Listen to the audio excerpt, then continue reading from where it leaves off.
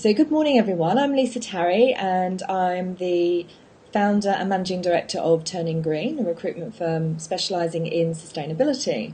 I'm also the founder and creator of Intention 21, which is a new career hub coming to you shortly. And today I'm speaking with Carol McLennan from Green Career Central.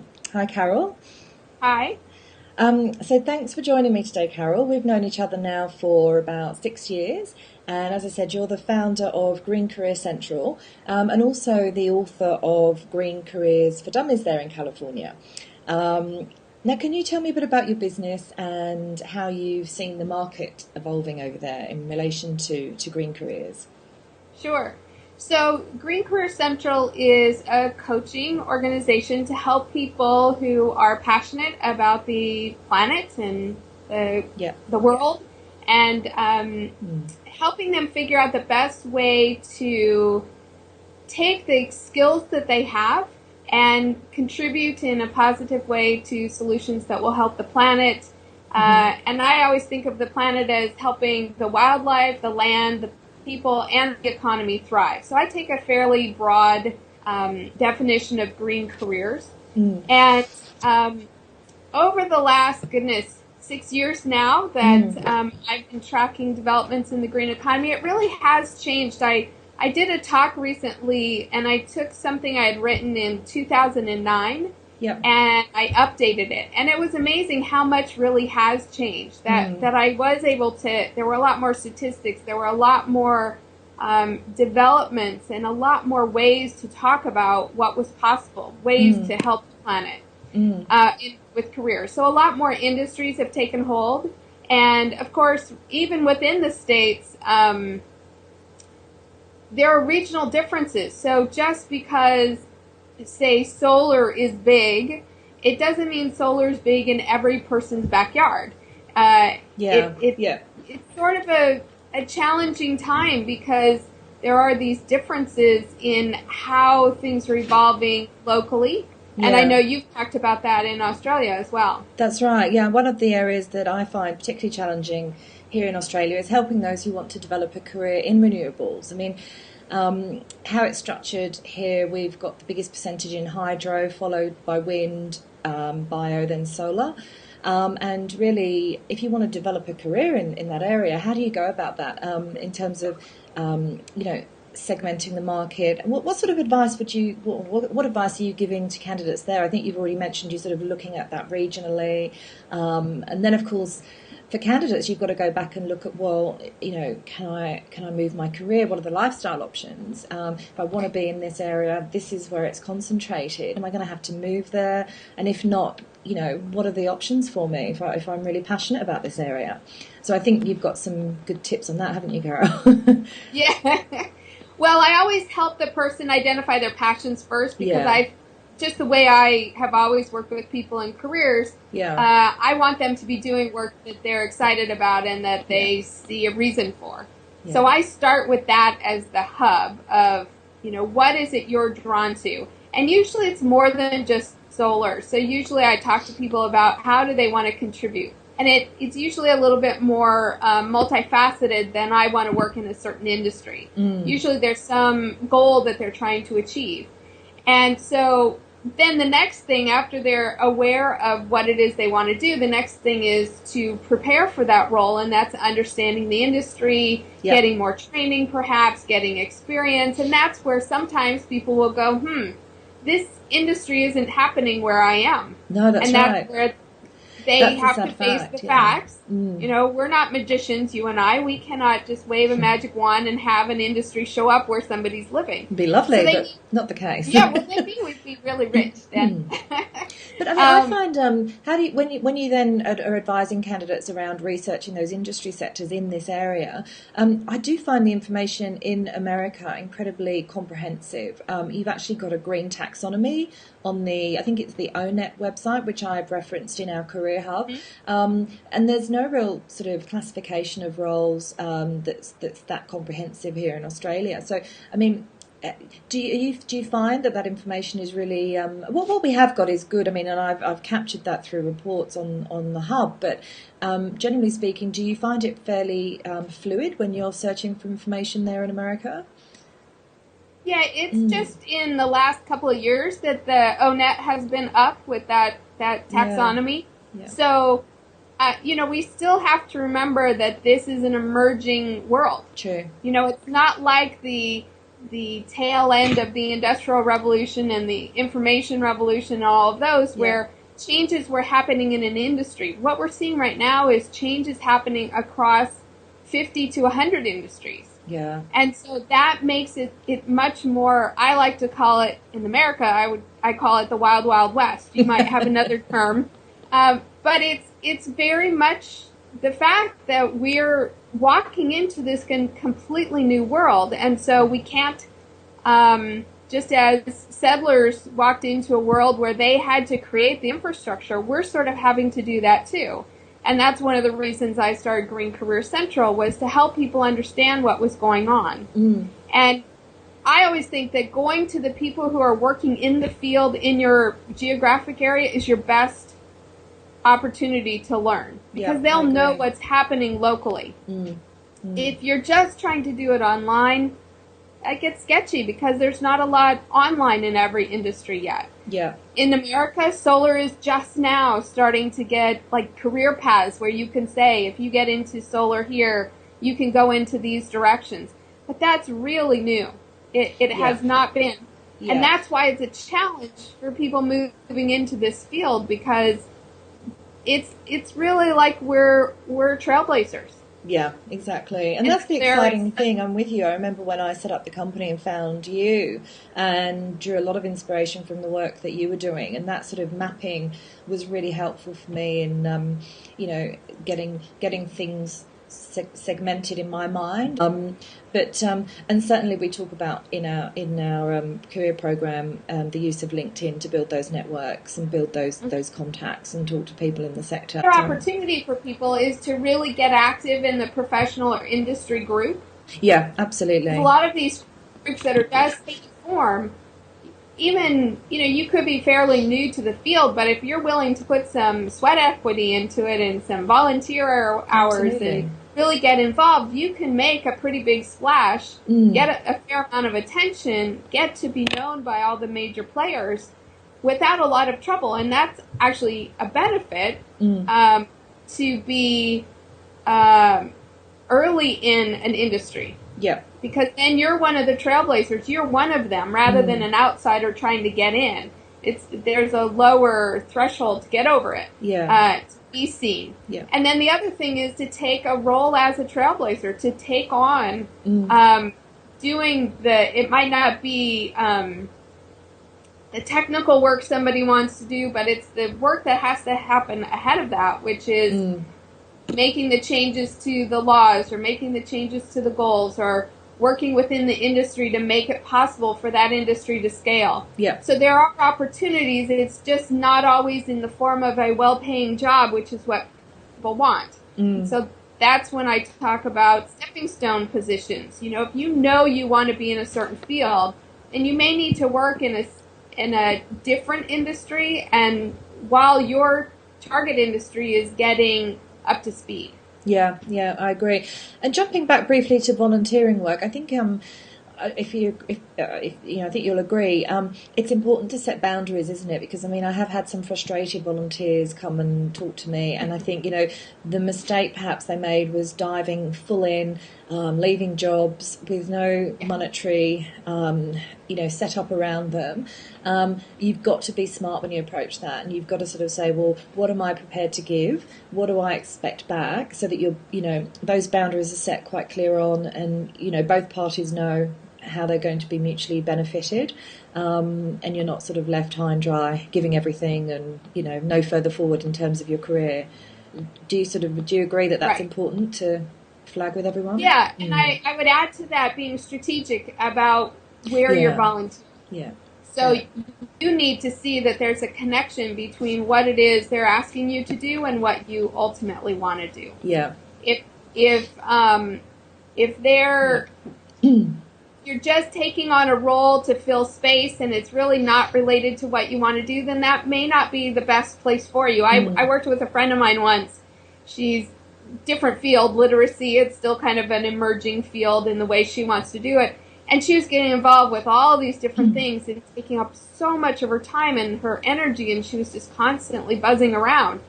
And so I said, well, how many of these are strategically aligned with where you want to go and what you want to do? And she, that gave her the clarity she needed to go, oh, I see what the problem is. But I agree with you, finding a balance. So if you do need to volunteer in your field to get engaged, you also need to most likely have a role somewhere in another field where you're making some money. You got to pay the bills. Yes, those. So again, that's part of the strategy. I call it choreographing a career change. That's beautiful. So it really is a choreography process of, okay, at this stage where I am, I need to do these things. And then once I get that foundation under me, then I can change to this other step. Or this other segment, this other phase. But,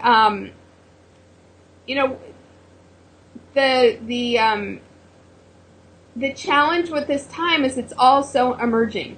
And sometimes it's hard to predict where it's going. But one of the things that's critical is that you track the developments in your target field as early as you can. Start doing that, because when you see things evolve and you've been watching the patterns, you can begin to see trends before they actually pop. And that's what you do, and that's what you've been doing. And as you said, and it is, that reflection is really important, because sometimes progress is so slow when you're in amongst it every day. You can't really notice it. It's only when you reflect and you think, wow, look how far we've come. I think also I wanted to ask you today about the three essential stages of any career transition, and also you mentioned, which I love, the three mindsets that can sabotage. Do you want to just give us a bit of an overview of that? I think that's great. Sure. So the three phases, one is finding your focus. If you don't know how you want to contribute, if you're not very clear on that, then you start wandering and you're in this forest and you don't know where you're going. It's hard to get anywhere. So you really do need to identify a focus, and it's not necessarily an industry. I like to talk to people about how they most want to contribute. What is their end goal in their contribution? And that helps them guide their actions, because usually when you have a goal like that, you could do that goal, achieve that goal in a number of different ways, in a number of different industries or volunteer work. So you can be today contributing in the way you want to contribute, and while you're also in your career. So that first thing is to really get clear about your contribution. Then it's preparing for that role, and that includes understanding the industry. I can't tell you how many people have come to me saying they want to be in solar, and they have no idea what the job titles are. They have no idea how the industries are structured. They don't know that there are differences between residential and commercial and utility scale solar. And if you don't know that, then you're not ready to talk to your contacts about being in the field, and you're certainly not ready to interview. Absolutely.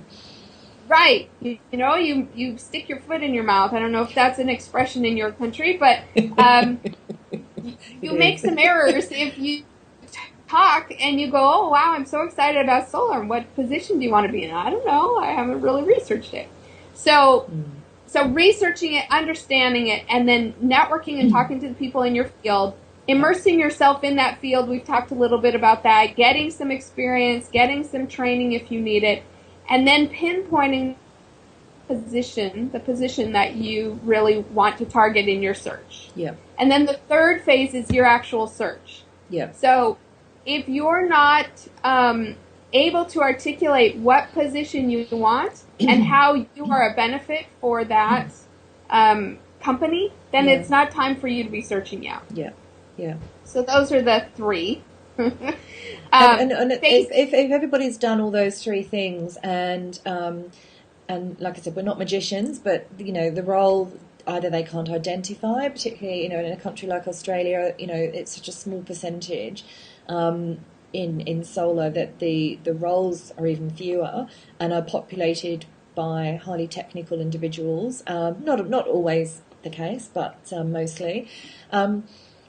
I think what you said earlier was that the individual should then play out those passions in another way and work in another area, but know where their focus is and work towards getting there. If the jobs aren't there, you've just got to bide your time, really. Yeah, so I just had a client who worked with me, gosh, I would say 2010. Yep.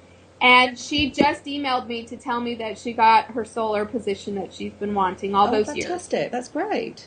And so she was employed, so she stayed in the job that she didn't really want to be in, but she stayed in it, and she used all of her spare time volunteering in solar, getting solar on her condo, being involved in as many ways as she could in the solar industry to build up her resume while she was waiting for the industry to evolve to a point where it was ready for her. I believe she's in marketing, and so when an industry is very young, it's going to be looking for the technical people to create whatever the service or the product is that they're trying to sell. Yep. Once that's achieved, then they start hiring salespeople, and once they've hired salespeople, then they start hiring more of the organizational, filling out the org chart. Yep, absolutely. So that people in operations and marketing and finance and all those can come on board. Yeah. So if you're not a highly technical person,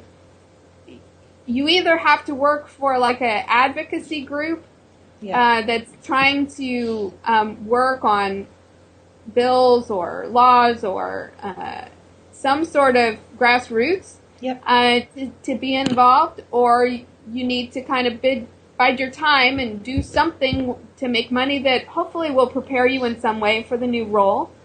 Yeah. And you've got to track what's happening in that industry. So this is a case where people are ready, but the industries aren't ready for you. And they're growing. It's happening. There's just a time lag. And that's... It's just, I see it in all sorts of different industries. It's not just solar. And then, over time it really does, things start rolling, and then it's much easier to find those positions. And what about the sabotage? Yes, the sabotage. Tell us about these traps. Yes. Well, one of the biggest sabotages is jumping into search before you found your focus. If you just go for any job out there, you're going to sabotage yourself because you're not putting yourself out there at the strongest, most passionate, most magnetic way. Mm-hmm. So although it takes some time and it does take inner clarity, I work with people. That's my specialty, is helping them find their focus, and I have a 5-week program that allows them to really work through that and come to a conclusion.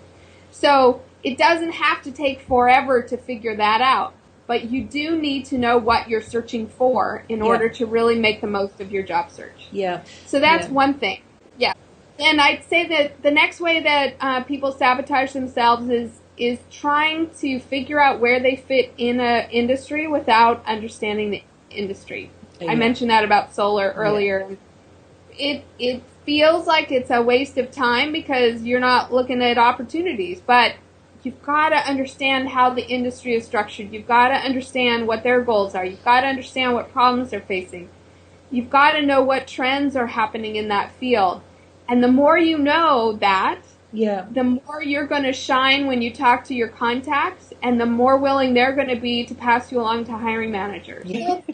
Builds that foundation for people so that by the time they get into conversations with their network or an interview, they know how to talk about the field that they want to be in. And most people aren't taking that extra effort. And so by default, they're going to rise to the top of the list because they really are demonstrating that they're passionate about working in that field and they've done their homework. I think the third mindset that I would say is a sabotage is just thinking short term. We have to be in this for the long term. Yeah. These industries, people always say, well, is this green economy really going to happen? I'm like, oh. Well, we don't really have a choice. We need it to happen because we need the Earth situation is not going to change. This problem that we're seeing with the Earth and the storms and the water rising and all the things, droughts, that's going to keep happening as long as we are approaching industries from an industrial point of view. We've got to take the Earth into the account. We've got to bring that into the conversation. And it's going to take a while to make this turnaround. So keep your focus on the long term. What are the stepping stones you need to put in place to keep moving toward your goal? But if that goal needs to be a point on the horizon for a while as an industry catches up to you, that's fine. Yeah. Just keep moving in that direction. Just keep that long-term vision. I have people on my newsletter list that they unsubscribe. They're no longer interested. It's just not, it's not something they care about anymore, or they just have to move on or whatever. And I would say if somebody needs to go find a job and you're interested in the planet, you still keep exploring what's possible around your career while you do this other track of bringing money in. Yeah, yeah. Over time, if you're conscious about it and if you're strategic about it, over time, those two paths will cross. Yeah, yeah. And you do, I mean, if you think the average tenure of a CEO is 3 to 5 years, and you get one there who really embraces these sorts of concepts and embeds great, practices and processes across an organisation and engages the staff on these issues, and then they move on, and then you get somebody in that obviously doesn't have the same values mindset and changes everything, and you get that attrition. You've really got to rise above that as an individual. If you don't want to move on from the organisation, you've got to stay and sort of fight that. It does become, that's when the different skill sets kick in, the resilience, the tenacity, as you say, that longer term strategic thinking.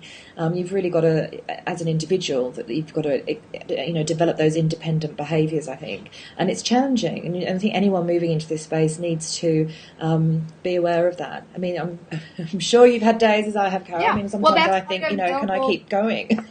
It's just so challenging some days. But you then have to reassess and say, yes, this is what I'm passionate about, and this is what I want to do. So. Absolutely. And there are it's again goes back to being trailblazers. We're all trailblazers in this world right now, trying to move from very traditional industries over to these new industries and path that's set. So opportunities are there. That's the upside. The downside is it's not very predictable. You can't guarantee much of anything. Even solar in our country right now, there's some ups and downs, because even though the industry as a whole is growing, there's sorting out of the different companies. And so some companies are going under, others are being very successful. So it's not for the faint of heart. No. That's right. Well, look, Carol, thanks ever so much for that. I really appreciate it. It was always, as always, a pleasure talking to you. Always find it very uplifting. I need a couple of these sessions a year, I think. Well, great to talk with you too, Lisa. Yeah, and did you, the best way for people to do your program is just to go straight to your website? Yeah, go to my website. I have a free report on the homepage. That would be a great way to get started. We offer periodic webinars. Yeah. And then we also do strategy consultations with people who are trying to figure out their direction and how to move forward. So, but getting that newsletter is a great. The newsletter and the report is a great way to start. Some of what we talked about today, but and some more detail to that. Yeah. And the green economy map, you've still got that available for download for members?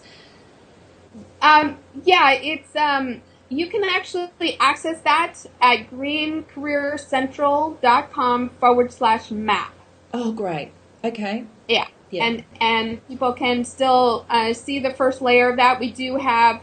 If you put in your name and email, you can get to another layer to see the industries that make up each sector. And then if you purchase access, you can see the 50 different industry profiles that we've developed over time. Great. Thank you, Carol. Have a good rest of your week. Thank you very much. And good talking with you. Take care. Okay. Bye. Bye.